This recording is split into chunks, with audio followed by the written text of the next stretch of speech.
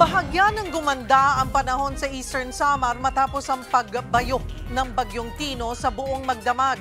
Para sa update, magbabalita live mula sa Borongan, Eastern Samar, Simon Gualvez. Mon, kumusta ngayon at anong klaseng panahon na ang naranasan nyo dyan nang humagupit nga itong Bagyong Tino?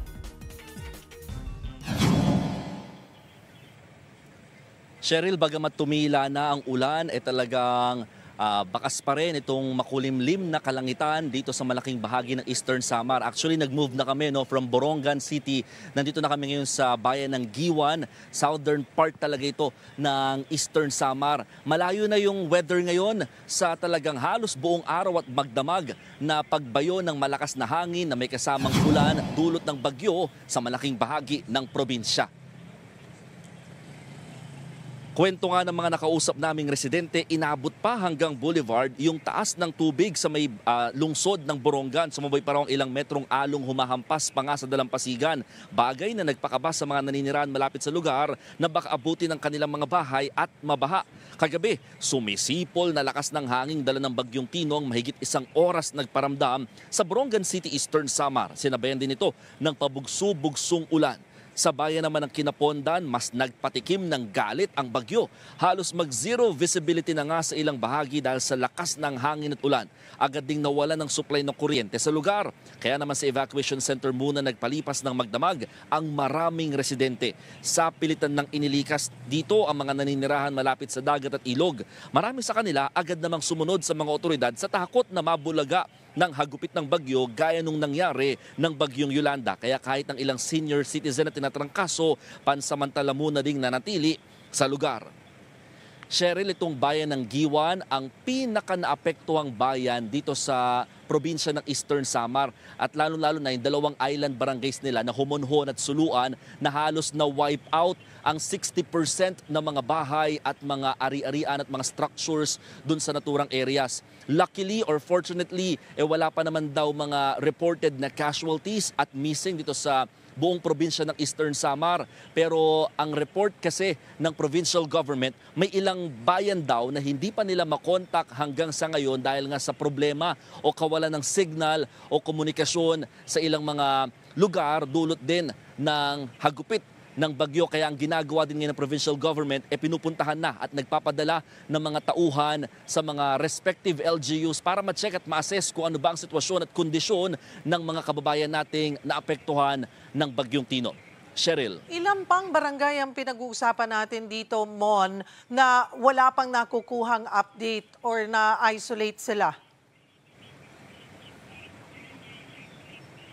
Karamihan sa mga bayan na binabanggit natin na talaga nahirapan ang provincial government na ma-reach ay yung mga nasa southern part ng Eastern Samar. Umaabot ito sa 4 hanggang 5 bayan according to their count na talagang walang signal, both lahat ng mga network at saka nahihirapan makapagbato. Kaya naman sila ay nagpapadala na ngayon ng mga tauhan to assess kung meron ba mga roads na nahihirapang madaanan. Pero so far nung at nagbigyan mula Borongan City pababa dito sa Giwan City, Giwan Eastern Samar, wala naman tayong nadaanan ng mga landslide. So talagang yung signal lamang ang naging problema o yung komunikasyon lamang ng telepono ang pinaka naging concern ng mga kababayan natin dito at nahihirapan lang makapagbato ng detalye at report yung kanilang mga respective disaster offices. Cheryl. Mon, ano ulit yung sinasabi mo na 60% ang nawasak ang kanilang mga tirahan? Saang lugar ito?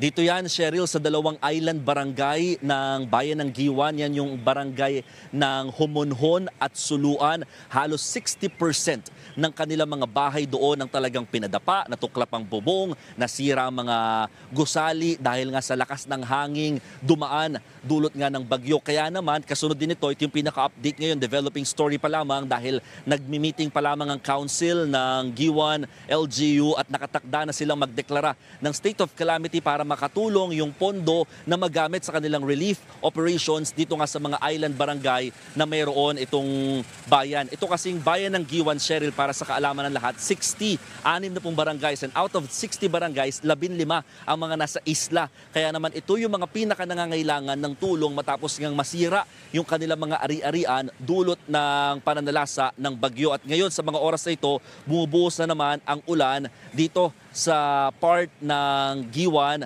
sa town proper ng naturang munisipyo. Cheryl. Kamusta yung mga kababayan natin na nananatili sa evacuation centers?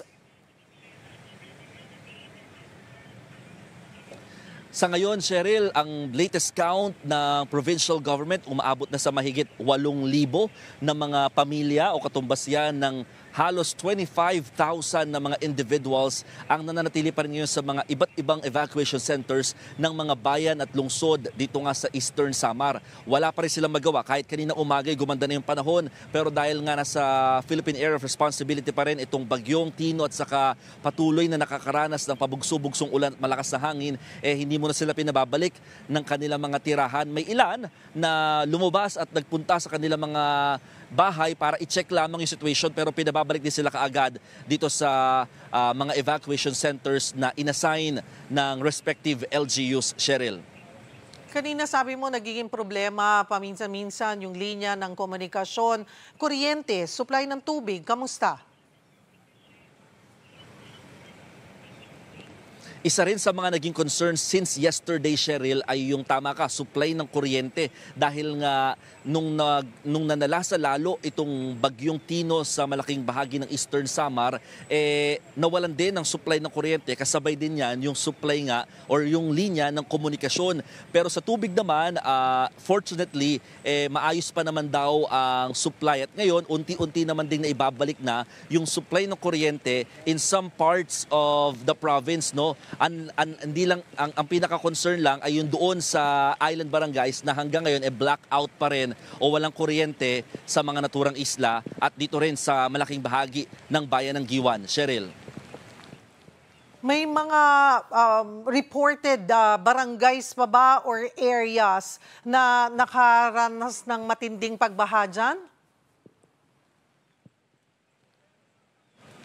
Oo, yung pagbaha, so far sabi ng provincial government, nakamonitor pa sila ngayon, wala namang masyado pang binaha dito sa malaking bahagi ng probinsya ng Eastern Samar. Ang pinakatinitignan kasi nila ngayon is yung southern part ng probinsya dahil dito nga talaga pinakadumaan. Pero as of our observation, Cheryl, kaya hindi rin gaano talagang nabaha itong probinsya, mas mahangin kasi compared sa ulan na binuhos itong bagyong Tino sa probinsya. Kaya naman talagang hindi pa ganun tumaas yung level ng tubig ng mga ilog na madalas kapag umaapaw ay nagpapabaha sa maraming bayan at barangay dito nga sa malaking bahagi ng Eastern Samar. Cheryl. Maraming salamat at mag-iingat kayo dyan, Mon Gualvez.